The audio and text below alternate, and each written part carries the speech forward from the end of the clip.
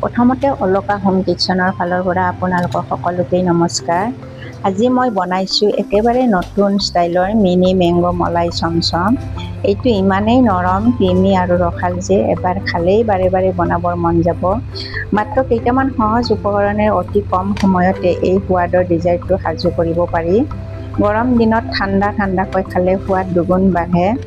ভিডিঅ'টো ভাল লাগিলে লাইক কৰক, কমেণ্ট কৰি জনাব আৰু এনে ধৰণৰ সহজ আৰু মজাদাৰ ৰেচিপিৰ বাবে অলকা হোম কিটচেনৰ চেনেলটো ছাবস্ক্ৰাইব কৰি ৰাখিব, বেল আইকন অন কৰি ৰাখিব।